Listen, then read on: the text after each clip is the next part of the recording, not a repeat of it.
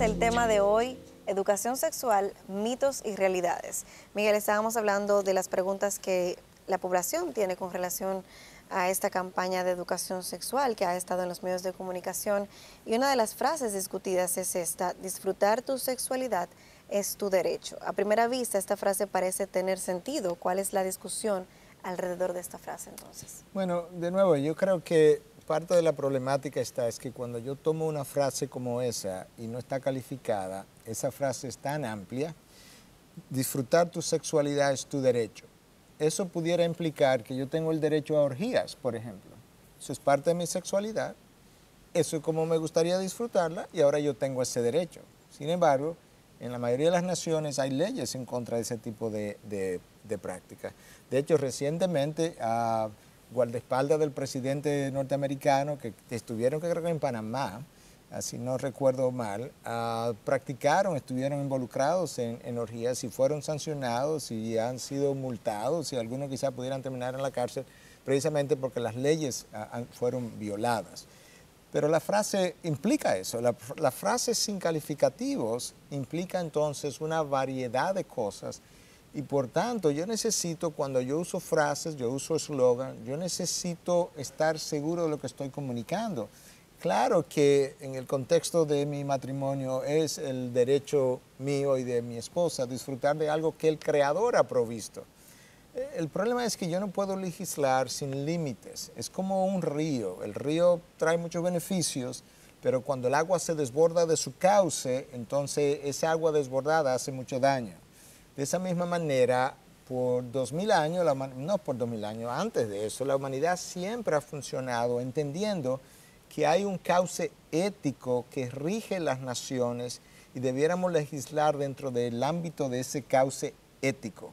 Cuando yo comienzo a legislar o a usar frases amplias, sin límites éticos, yo voy a terminar con mucho daño y voy a terminar incluso legislando posteriormente a favor de todas estas cosas que hoy prohibimos, como es una orgía, por ejemplo, porque hay frases que han comenzado a circular que le dan a la población un mal sentido de lo que realmente se quiso decir en el primer lugar.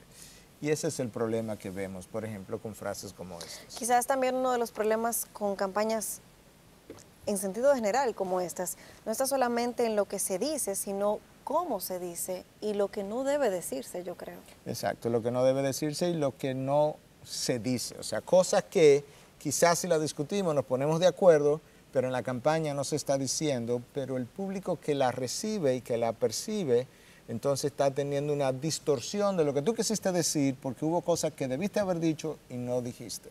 Y eso es parte de la problemática. Nosotros tenemos que balancear a lo que estamos diciendo. Mire esta otra frase, por ejemplo: tener o no tener hijos, cuándo y con quién es tu decisión. Bueno, a primera vista, claro que eso debe ser la decisión de toda pareja. La pareja decide cuándo tener hijos, cuánto tener hijos, con quién tener los hijos, o sea, con quién me caso, claro que eso debe ser un derecho.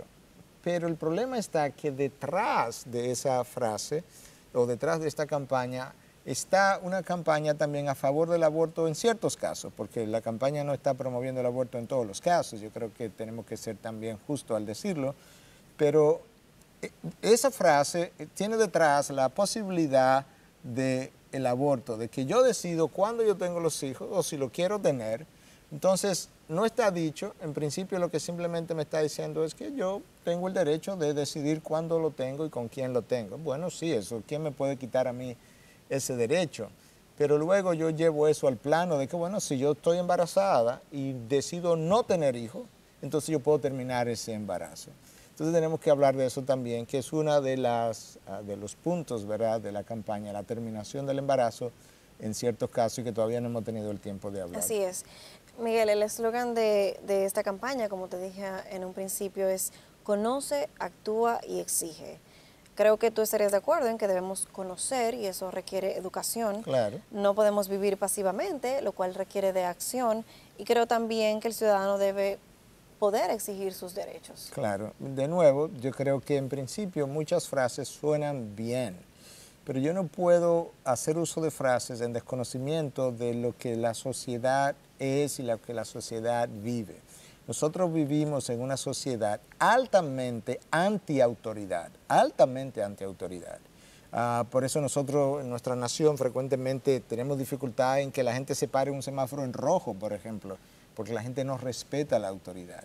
Cuando esa población antiautoridad comienza a escuchar una campaña donde parte de lo que se le prohíbe es que tú tienes que exigir, entonces yo comienzo a alimentar algo muchas veces que quizás yo no lo quise alimentar, pero terminó siendo alimentado. Y hay algo que no aparece en la campaña, pero que he visto en panfletos y en folletitos, que dice empodérate. Empodérate. Y de nuevo, ¿a quién se lo digo? ¿Cómo se lo digo? ¿A qué edad me empodero? Y uno de los problemas está en que en ocasiones, en algunos de los anuncios, da la impresión que tenemos a hijos que necesitan empoderarse en contra de la autoridad de los padres, que quizás están prohibiendo el uso del preservativo, pero que el hijo tiene el derecho ahora de disfrutar su sexualidad y por tanto tiene el derecho de hacer el uso del preservativo, cuando en realidad aún legislaciones internacionales les reconocen a los padres el derecho que ellos tienen de legislar sobre sus hijos e incluso legislaciones internacionales aprobadas en reuniones internacionales hablan de que, y en convenciones incluso, de que el Estado debiera inculcar el respeto hacia los padres en los hijos. Yo no puedo entonces crear campañas que pudieran, aunque no fuera mi intención, pero yo tengo que cuidar aquellas cosas que quizás no fueron mi intención, pero que una campaña pudiera terminar haciendo, de hacer que los hijos se rebelen contra los padres. Estamos hablando de educación sexual y tú mencionaste al principio cuán amplio es este tema.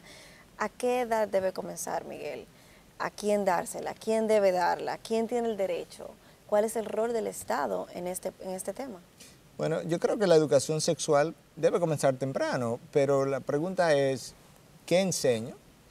De la misma manera que nosotros enseñamos anatomía y biología de una manera temprana en las escuelas y colegios, debiéramos enseñar la parte anatómica y la parte biológica de los órganos reproductores a una edad donde estamos enseñando también la biología quizás del aparato digestivo, del aparato endocrinológico, pero yo no hago eso en el segundo grado, yo no hago eso en el tercer grado. A la edad que enseñamos funcionamiento de órganos y de sistemas, a esa edad debiéramos enseñar funcionamiento del sistema genitourinario y reproductor. Eso es temprano, es cierto, pero de ahí a que yo comience a enseñar a la misma edad el uso de un preservativo, ya eso es otra cosa, porque yo no puedo poner, de la misma manera que no puedo poner una pistola en manos de un niño de 12 años, yo no puedo poner tampoco un preservativo en manos de un niño de 12 años, aunque yo haya observado que hay niños de 12 años teniendo relaciones. Él no tiene la madurez para determinar cuándo es el uso apropiado de ese preservativo. Y vamos a hacer una pausa, pero cuando regresemos vamos a continuar hablando de cómo no necesariamente tiene que ser la edad cronológica, pero la edad emocional de ese niño y cómo varía de un niño a otro. Definitivamente. No necesariamente lo que sabe un niño de 12 años, otro niño que tenga la misma edad está al mismo nivel emocional. Así es. Vamos a hacer una pausa y regresamos entonces para seguir discutiendo sobre este tema. ¿Cómo no? Usted quédese con nosotros.